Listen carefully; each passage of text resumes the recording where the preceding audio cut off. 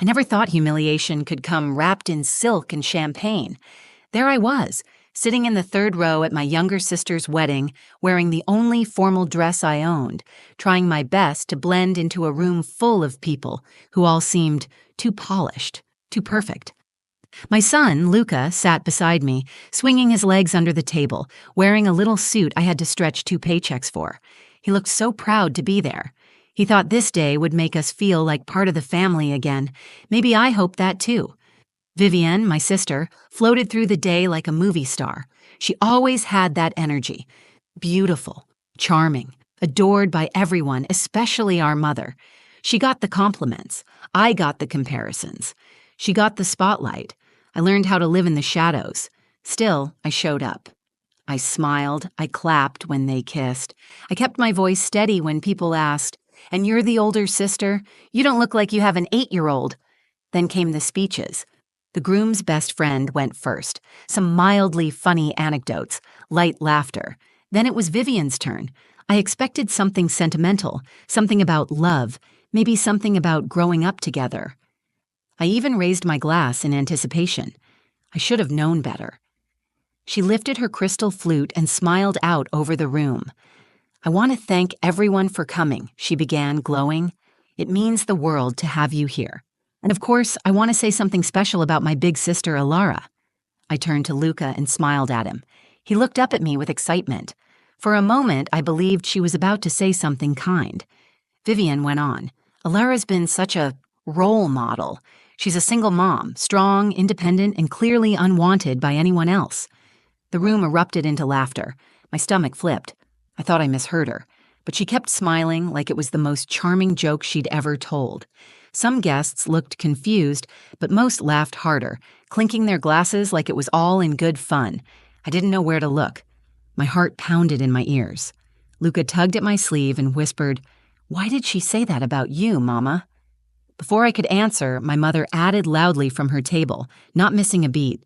"She's a used product, but hey, she still looks good for her age." More laughter, sharper this time.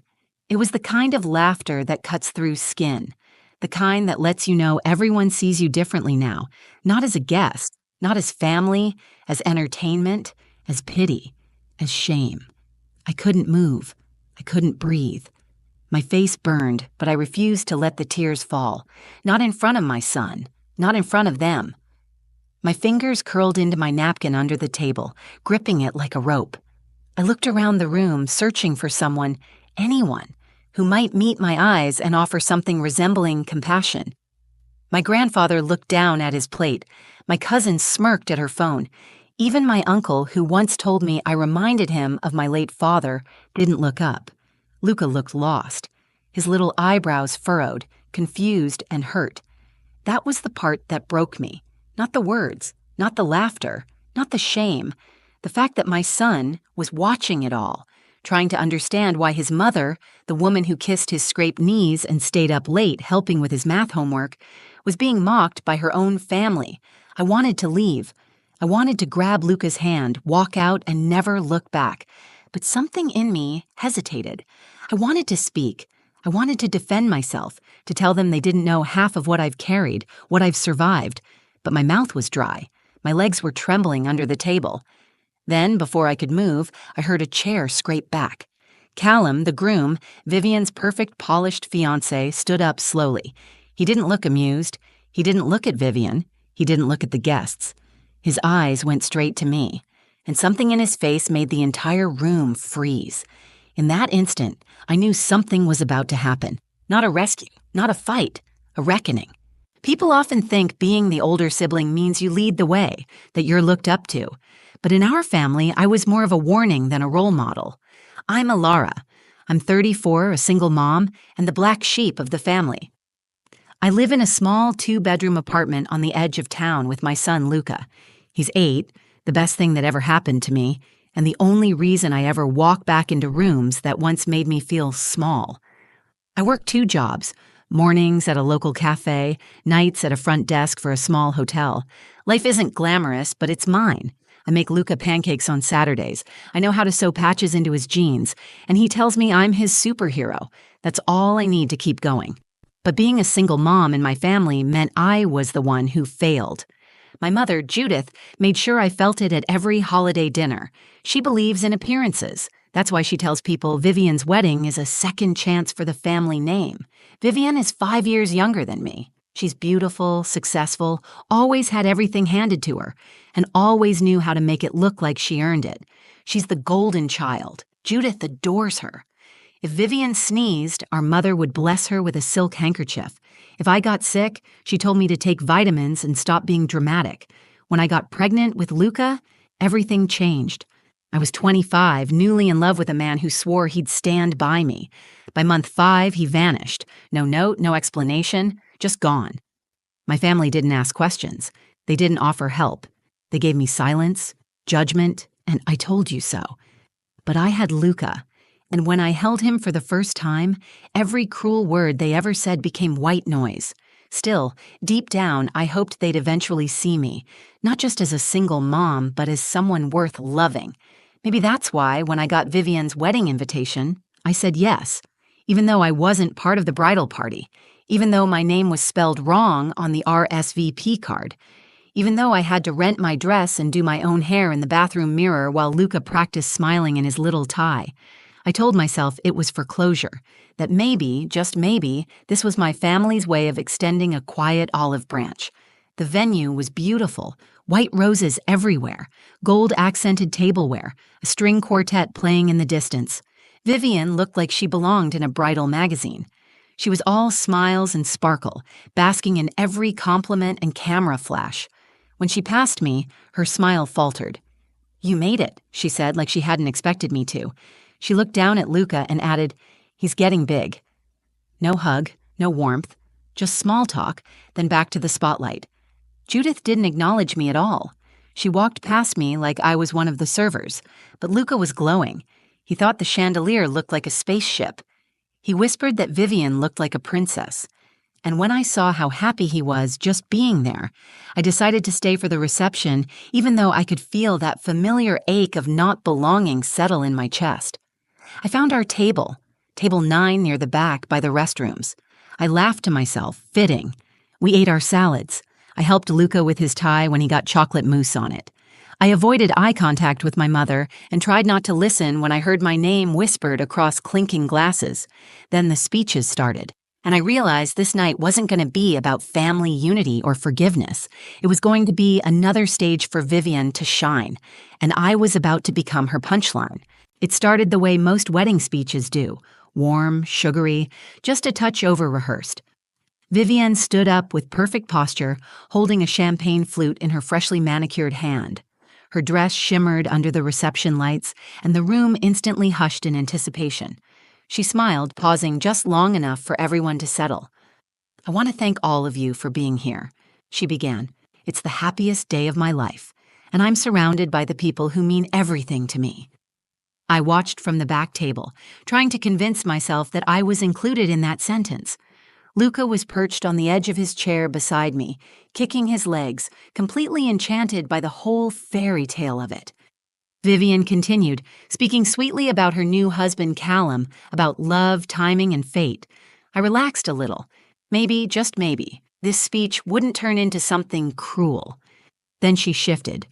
"And of course," she said with a sly smile, "I want to give a shout-out to my big sister, Alara. You've always been such a strong example." The spotlight moved. I could feel eyes turning toward me. I sat up a little straighter. I smiled politely.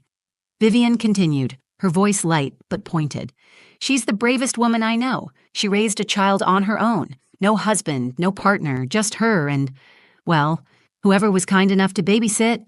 The room chuckled. My stomach tightened. "But seriously," she added, "it's incredible how she's managed. A single mom, unwanted by anyone, but still showing up." Laughter. Real, loud, unfiltered laughter. I felt the breath leave my body. My cheeks flushed hot. My hands froze around the napkin in my lap. I glanced at Luca. He was frowning, confused, glancing around like he was trying to understand why people were laughing at his mom. Then came the worst part. My mother, Judith, laughed louder than anyone.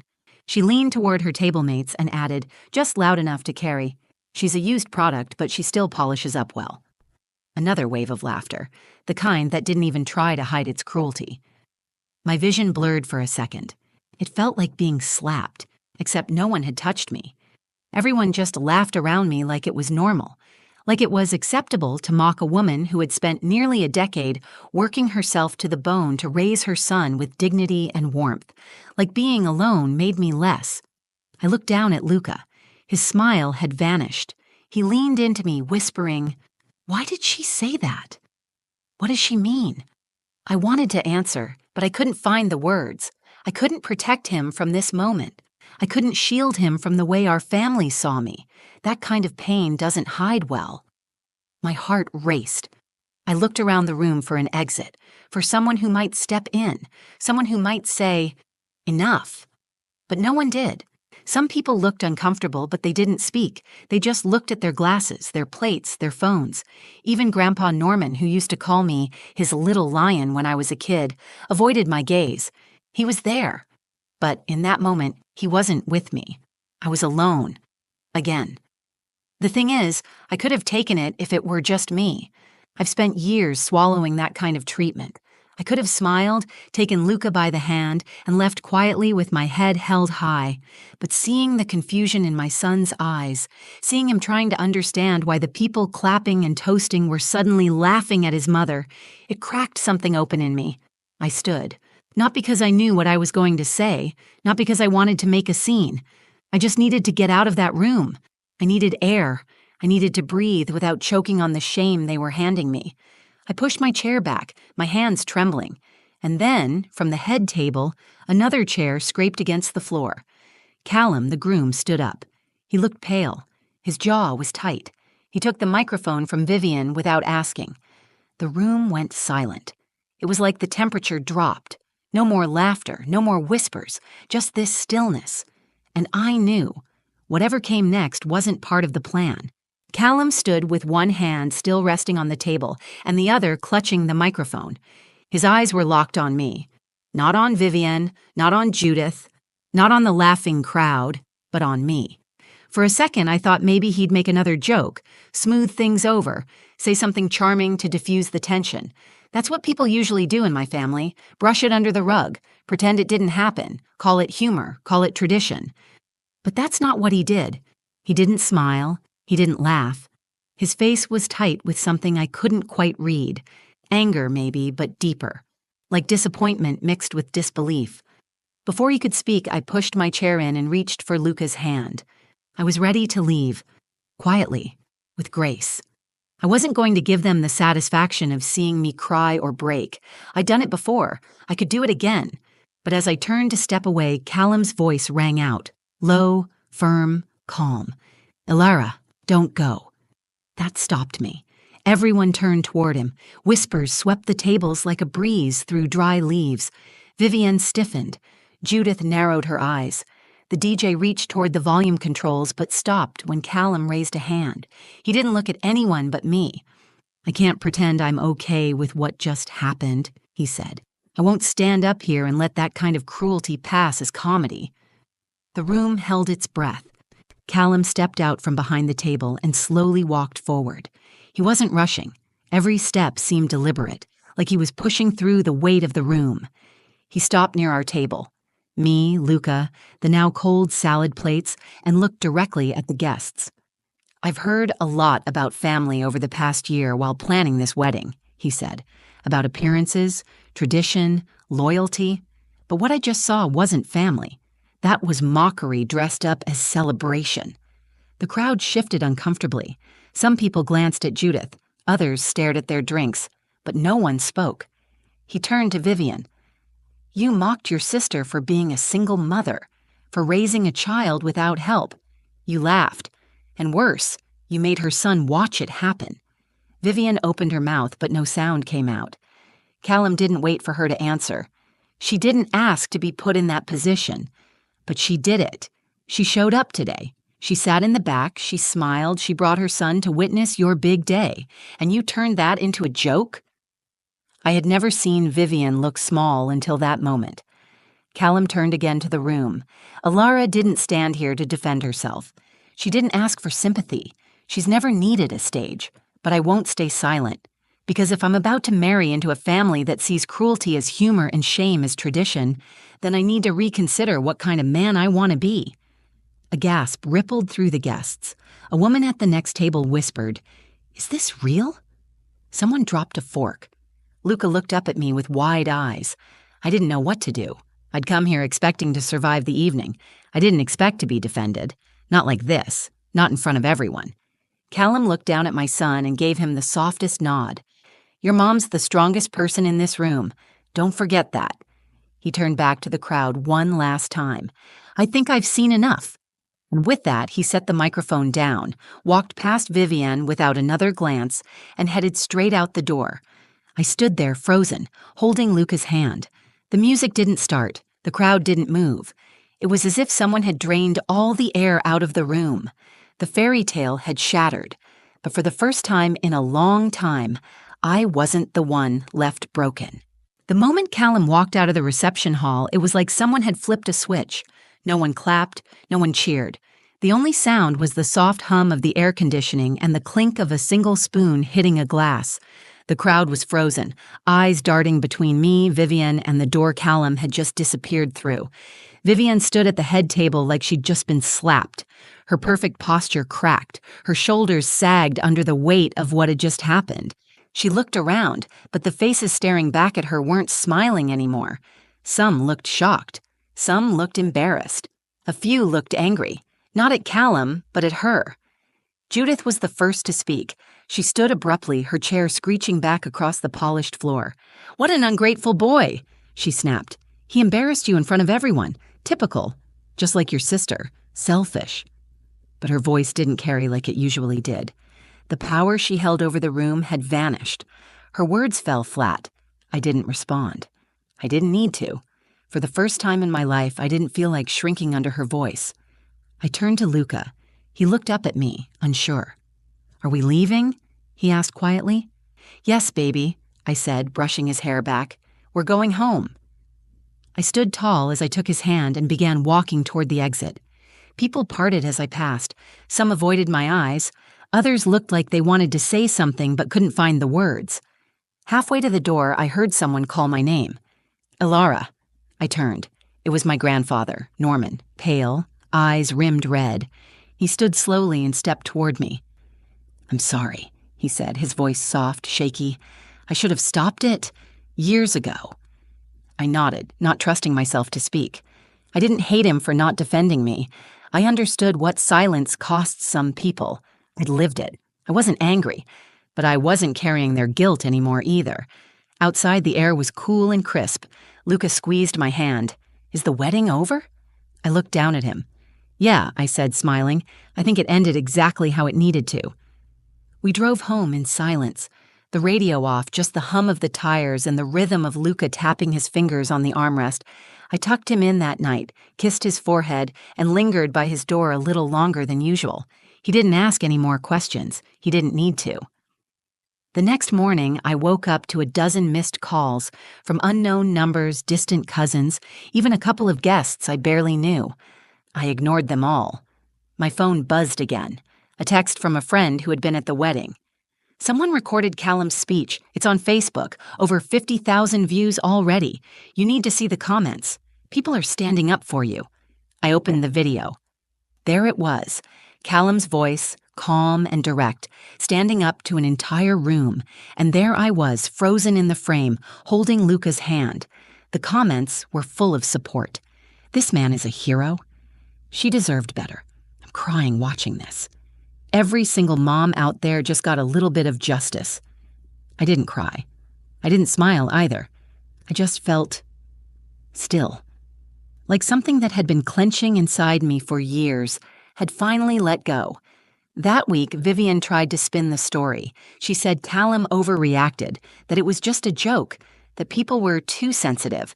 But the truth had already landed, and no one was laughing anymore. A few days later, a small bouquet of wildflowers showed up at my apartment. No note, just a little card that read, "To the Lioness." I didn't need to ask who it was from. The wedding didn't happen. But something more important did. For once, I wasn't the one carrying the shame. I wasn't the one who had to apologize. I walked out of that room with my son, my dignity, and my head held high. And somewhere out there, someone reminded a room full of people, and maybe the whole internet, what it really means to be strong. It's been 6 months since the wedding that never happened. Vivienne and Callum officially called off the engagement. There was no statement, no drama, no follow-up post, just a quiet erasure of what was supposed to be a perfect day. Vivienne returned to her social circle like nothing had happened. The pictures from that night disappeared from her feed. She hasn't reached out to me. I'm not sure I expected her to. Judith called once. Not to apologize, but to say I had embarrassed the family by not laughing along. I listened for exactly 30 seconds, then told her something I never thought I'd have the strength to say. I'm not your scapegoat anymore. Then I hung up. It wasn't angry. It wasn't dramatic. It was clean. Simple. Final. I realized, after everything, I didn't need a grand apology from my family. I didn't need them to suddenly change or recognize my worth. I just needed to stop waiting for their permission to see it in myself. My life didn't transform overnight. I still work long hours. I still make 2 dinners some nights because Luca wants pancakes and I want something green. But I carry myself differently now. I'm not hunched under years of quiet shame. I don't hide in the back of rooms anymore. Luca's changed, too. He asks more questions now, smart ones. He wants to know why some people are cruel and why others are brave. He talks about Callum like he's a Marvel hero. Sometimes he pretends to give speeches with his action figures, standing up for the little guy. I watch him, and I know, deep in my bones, that he saw something that night that will shape the kind of man he'll become. Strong, gentle, unafraid to speak when it counts. One night, while we were brushing our teeth, Luca looked up at me in the mirror and asked, "Mom, are you still sad about what Aunt Vivienne said?" I paused, then said, "Not anymore." "Why?" He shrugged, toothpaste on his chin. "Because I think you won, even though it wasn't a fight." That stayed with me, because he was right. I didn't yell. I didn't insult anyone back. I didn't demand justice or cry in public or make a scene. I simply stood up, held my son's hand, and walked away. And someone else, someone unexpected, decided that silence wasn't good enough anymore. Callum didn't just stand up for me. He reminded everyone in that room what love actually looks like. Not the kind that wears a tuxedo or walks down the aisle, the kind that sees someone being hurt and says, "No, not today." If I've learned anything, it's this. Being alone doesn't mean you're unwanted. Being kind doesn't make you weak, and dignity, once reclaimed, is something no one can take from you again. So no, I didn't dance at my sister's wedding. I didn't toast or toss a bouquet or cry happy tears under fairy lights. But I did leave with something better than approval. I left with my head high, my son beside me, and the deep, quiet certainty that I no longer need to explain myself to anyone. That is the ending no one expected, and exactly the one I deserved. If this story moved you, if you've ever been made to feel small or silenced in a room full of people who should have stood by you, know this: your voice matters, your dignity matters, and you are not alone. If you found strength in this story, please take a moment to like this video, share it with someone who needs to hear it, and leave a comment below. I'd love to know, have you ever experienced a moment where someone finally stood up for you, or where you had to stand up for yourself? And if you want more true stories that cut deep, challenge expectations, and remind us what it means to be human, subscribe to the channel and hit that notification bell so you don't miss what's coming next. Thank you for being here. And remember, your story is powerful, even if no one claps when you tell it.